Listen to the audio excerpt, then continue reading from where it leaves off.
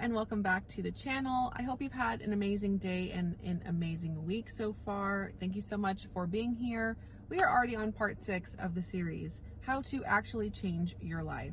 Hopefully if you're already here, that means you have already watched parts 1 through 5. If not, you can always go check those out.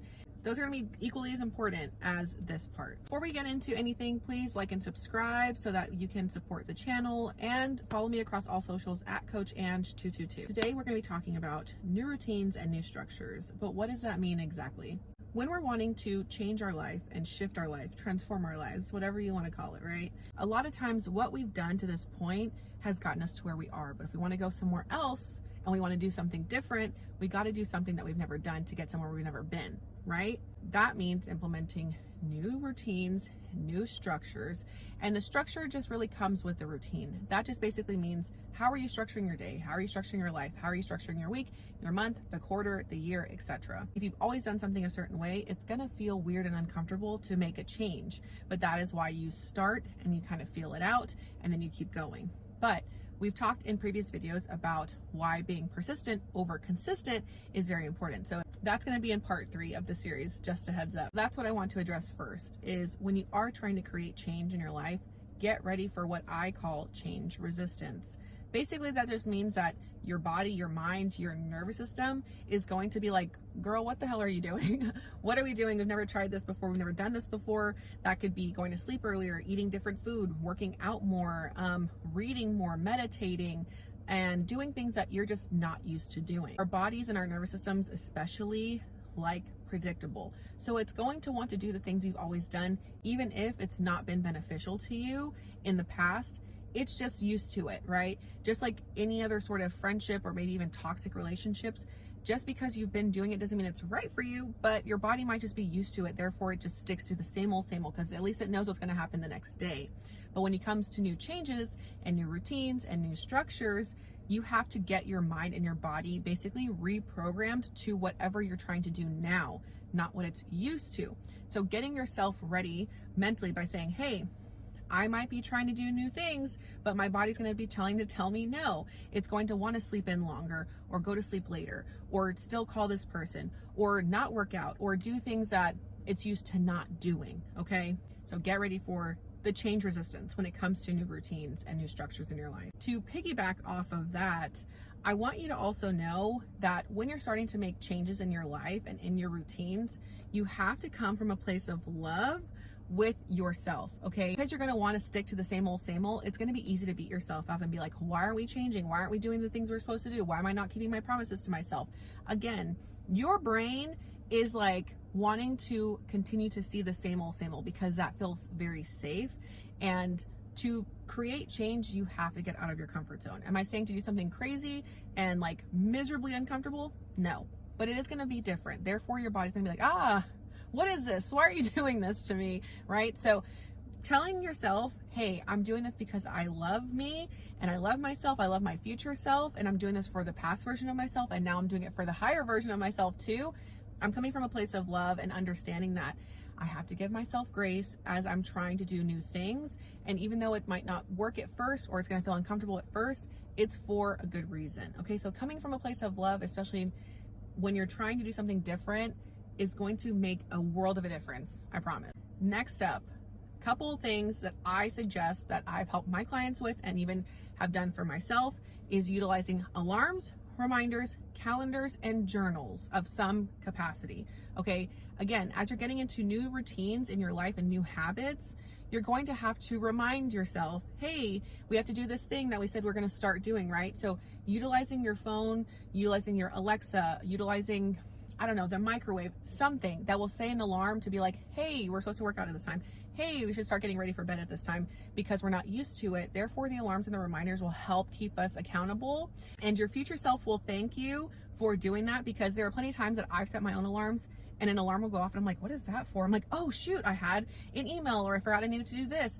Thank God I would remember to do that, because otherwise I would have totally forgotten. And use your calendar, write stuff down. We have so much going on, especially if you're a parent, if you run a business, whatever the case, you cannot remember everything. I love the idea of a mental note, but there's already too many tabs going on up here, you know? So use your calendar.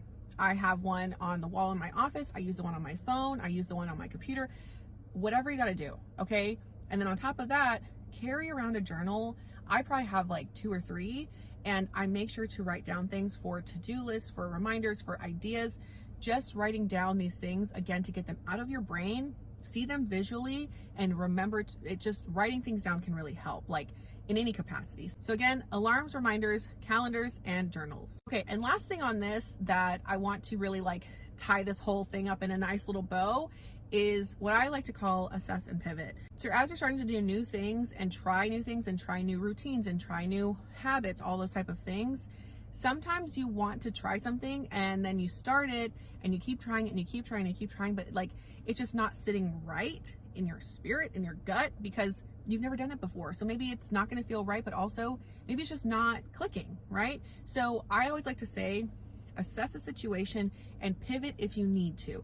If it's not giving what you are hoping it would give and it's just like not sticking, don't force it. Like there has to be balance here. Like obviously you have to try things so that you can see how you feel about it. But if it's just not sticking and it feels like, I always say if it feels like you're sliding on sandpaper, let it go.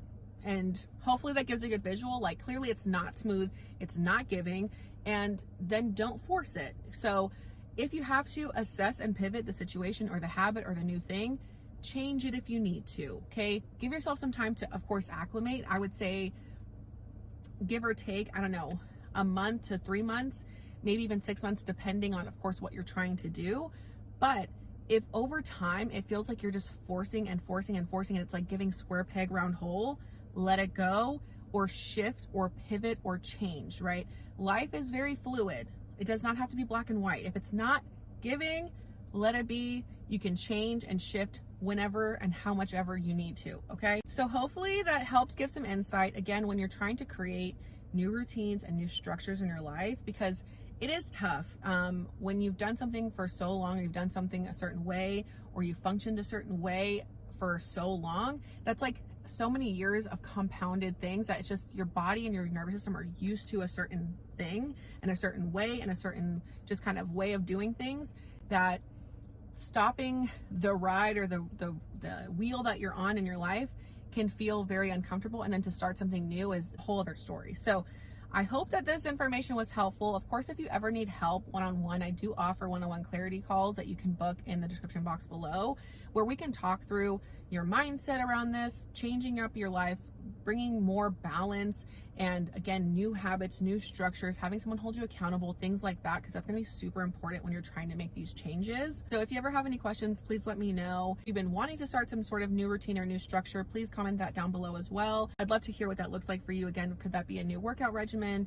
You're trying to sleep earlier, you're trying to wake up earlier, something as simple as that, or implementing more reading into your day-to-day, meditation, something along those lines. I'd love to hear what that might look like. Please be on the lookout for part number 7 coming very soon, and I'll have a couple other videos coming out here as well about, you know, the new month and just other miscellaneous kind of items around your mindset, astrology, things like that. So if you ever have any questions or feedback or want to hear more information about a specific topic, please let me know down below as well. I hope you found this video helpful and informative, and of course short and bite-sized, like I always want it to be, very quick and easy, but some impactful information. So again, thank you for being here. I hope you have a great rest of your day, and I will see you all in part 7. Bye.